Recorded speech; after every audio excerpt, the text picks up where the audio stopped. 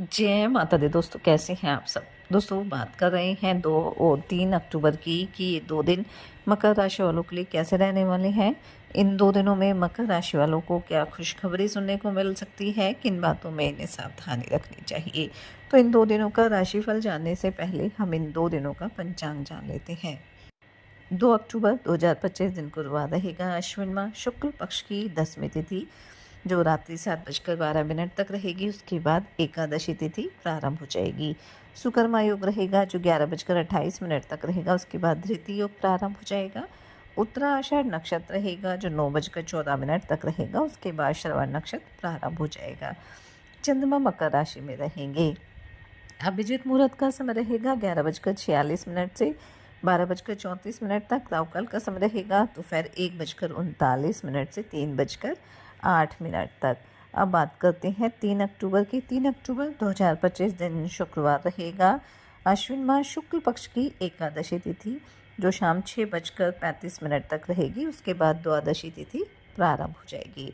द्वितीय योग रहेगा जो 9:46 तक रहेगा। उसके बाद शूल योग प्रारंभ हो जाएगा।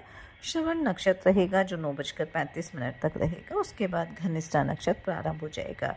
चंद्रमा रात्रि 9:28 तक मकर राशि में फिर कुंभ राशि में आ जाएंगे। अभिजीत मुहूर्त का समय रहेगा 11:46 से 12:33 तक। राहुकाल का समय रहेगा सुबह 10:15 से 11:46 तक। 2 अक्टूबर को अश्विन माह के शुक्ल पक्ष की 10वीं तिथि है और इस तिथि पर हर साल दशहरे का त्यौहार बेहद ही उत्साह के साथ मनाया जाता है, क्योंकि इस त्यौहार को बुराई पर अच्छाई की विजय के रूप में मनाया जाता है और दशहरे के दिन रावण दहन किया जाता है। साथ ही आज दुर्गा विसर्जन, कलश विसर्जन का पर्व भी मनाया जाएगा। और सबसे अच्छी बात यह है कि आज कई शुभ योगों का निर्माण भी हो रहा है।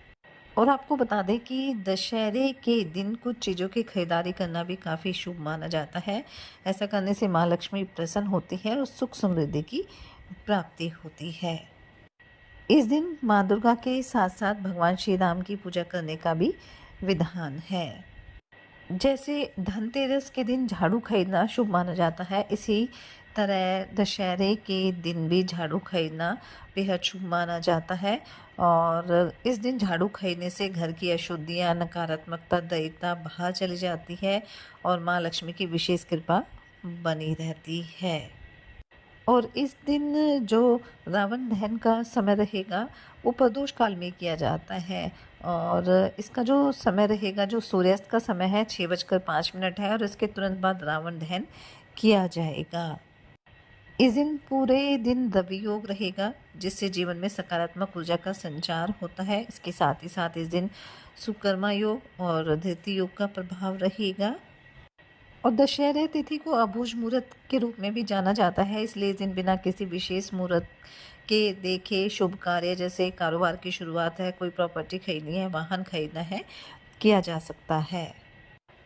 3 अक्टूबर को एकादशी रहेगी और अश्विन मास के शुक्ल पक्ष की एकादशी को पाप अंकुशा एकादशी के नाम से जाना जाता है। और ये एकादशी भी भगवान विष्णु को समर्पित होती है और इस दिन व्रत रखने से मोक्ष की प्राप्ति होती है। साथ ही साथ जाने अनजाने में हुई गलतियों के परिणामों से भी छुटकारा पाने के लिए इस व्रत को किया जाता है। और ऐसा कहा जाता है कि इस दिन पीली चीज़ों का दान करने से, भगवान विष्णु के नामों का जाप करने से जीवन में कई सकारात्मक बदलाव भी आते हैं। और ये एकादशी बेहद शुभ रहने वाली है क्योंकि इस दिन दोनों तिथियों का मिलान हो रहा है, एकादशी भी और द्वादशी भी। तो इस दिन आप पूरे विधि विधान से भगवान विष्णु की पूजा अर्चना करें, उन्हें पंचामृत से स्नान कराएं।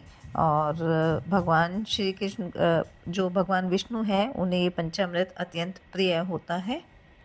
और अगर आपके लिए संभव हो तो मखाने की खीर बनाकर आप उसमें तुलसी पत्र डालकर भगवान को भोग लगाएं, इससे आपको आर्थिक लाभ की प्राप्ति होगी। तो चलिए बात कर लेते हैं ये 2 दिन मकर राशि वालों के लिए कैसे रहेंगे। ये 2 दिन मकर राशि वालों के लिए लाभकारी रहेंगे। इन 2 दिनों में आपकी कला कौशल में भी निखार आएगा, आपके मान सम्मान में भी वृद्धि होगी।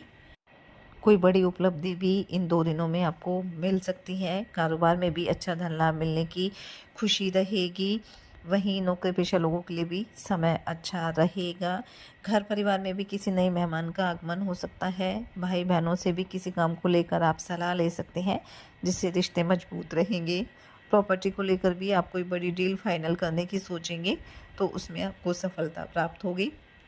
विद्यार्थियों के लिए भी 2 दिन अच्छे रहेंगे, और जो विद्यार्थी विदेश जाकर शिक्षा ग्रहण करना चाहते हैं, उन्हें कोई अच्छा अवसर भी इन 2 दिनों में मिल सकता है। वहीं पारिवारिक दृष्टिकोण से देखें तो जीवन साथी के साथ आपके रिश्ते काफ़ी मजबूत रहेंगे। जीवन साथी आपके साथ कंधे से कंधा मिलाकर आगे बढ़ेगा, जिससे आपकी आय में भी वृद्धि होगी और आपके रिश्तों में भी मजबूती रहने वाली है। धर्म कर्म में काफ़ी रुचि रहेगी। घर परिवार में भी आप कोई पूजा पाठ का आयोजन कर सकते हैं, जहाँ कुछ पुराने मित्रों से भी आपकी मुलाकात हो सकती है। आर्थिक स्थिति पहले से बेहतर रहेगी। जिस काम में हाथ डालेंगे उसमें आपको सफलता भी मिलेगी, एक अच्छा मुकाम भी आप हासिल करेंगे। लेकिन साथ ही साथ आपको ये भी ध्यान रखना है कि किसी भी तरह का बड़ा निवेश करना है, कोई भी आप प्रॉपर्टी खरीदने जा रहे हैं या किसी भी तरह का कार्य कर रहे हैं, तो उसमें अपने बड़ों की सलाह आप ज़रूर लें। जल्दबाजी बिल्कुल ना करें और अनजान लोगों से थोड़ी दूरी बना कर रखें। अगर पार्टनरशिप में कारोबार है या पार्टनरशिप में किसी काम की शुरुआत करने की सोच रहे हैं, तो उसमें भी अपने बड़ों की सलाह आप ज़रूर लें, ताकि आपको किसी तरह की समस्या आगे चलकर भी ना हो। इन 2 दिनों में आपका डूबा हुआ धन भी मिलने की संभावना रहेगी, जिससे आर्थिक पक्ष थोड़ा मजबूत रहेगा। राजनीति से अगर आप जुड़े हुए हैं, तो आपको कोई बड़े पद की प्राप्ति हो सकती है। वहीं घर परिवार के किसी सदस्य के विवाह में अगर किसी तरह की बाधा आ रही थी, तो वो दूर हो जाएगी। अगर आप बेरोज़गार हैं, तो रोज़गार से संबंधित कोई अच्छी खबर भी आपको सुनने को मिल सकती है। किसी कानूनी मामले में कोई फैसला लटका हुआ था, तो उसमें भी फैसला आपके पक्ष में रहने वाला है। इन 2 दिनों में आप अपने घर की साज सज्जा पर भी पूरा ध्यान देंगे। संतान की तरफ से मन प्रसन्न रहेगा। संतान आपकी उम्मीदों पर खरी उतरेगी। स्वास्थ्य की अगर बात करें तो स्वास्थ्य को लेकर कोई परेशानी नहीं है, आप स्वस्थ रहेंगे। बस थोड़ा मानसिक रूप से खुद को थोड़ा बेचैन महसूस कर सकते हैं, तो उसके लिए मन को शांत रखिए और योग ध्यान मेडिटेशन के साथ साथ आप गायत्री मंत्र का जाप भी करिए। इससे आपका जो मानसिक स्वास्थ्य है वो मजबूत रहेगा।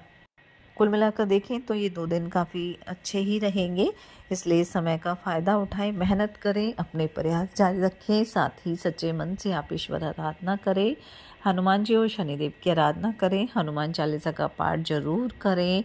और दशहरा का त्यौहार रहेगा तो माँ दुर्गा के साथ भगवान श्री राम की भी पूजा अर्चना करें।